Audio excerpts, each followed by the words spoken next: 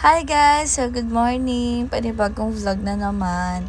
So ang ating vlog for today is papunta kami niyan sa Patitinan. So napakaganda guys ng view and super nakaka-relax talaga siya guys. So ayan, napakalinis din guys ng mga paligid dyan and super nakakawala ng stress. So pagpunta namin dyan guys, biglaan lang talaga siya and super nakakaano yung daan pero okay lang naman, carry naman siya. So pagdating namin dyan guys, ayan, nag lang kami, video lang kami para makita nyo ang place kung gusto nyo din pumunta. So ayan, napakaganda niya and napakabilis lang namin nakarating dahil wala talaga dyan traffic. Tas meron din dyan guys yung parang viral and trending na coffee shop, pero hindi na namin nadaanan kasi pumunta na agad kami doon sa mismong dagat, so beach. So meron na tayo dyan guys, maraming clips and videos, pero yung iba hindi ko na sinali dahil for keeps na lang siya. Charet! So ayan guys, malapit na kami dyan makarating. So yan yung daan niya guys, 'di ba? Napakaganda and lahat green ang makikita mo and alam mong hindi pa talaga siya polluted. So niyan guys, papunta na kami dyan and ayan, pababa na ang ate nyo.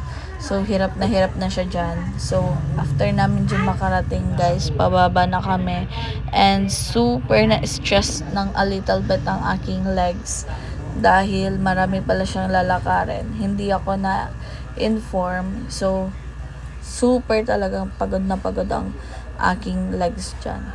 So pagkatapos namin dyan, makikita na natin ang pinakamagandang view and napakagandang dagat.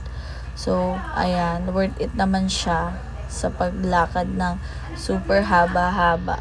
Ayan guys, 'di ba? Napakaganda niya talaga. So white sand siya guys and napaka stress reliever niya kung gusto mo talaga matanggal yung stress nyo and maganda-gandahan tulad ko, pwede kayo pumunta dito.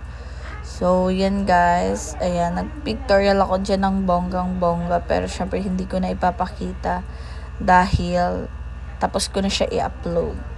So yun lang naman guys, 'di ba? Stress reliever ang peg natin diyan and super nakakaganda. O, 'di ba? Pak kala mo talaga serena siya.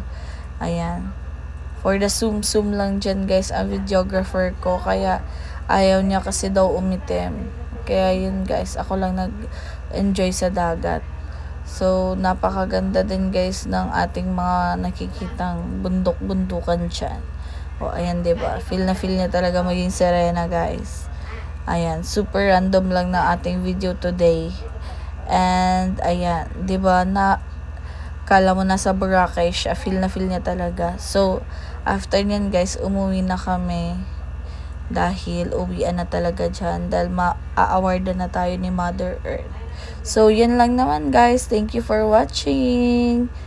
Sana nag-enjoy kayo sa ating vlog for today. Bye-bye!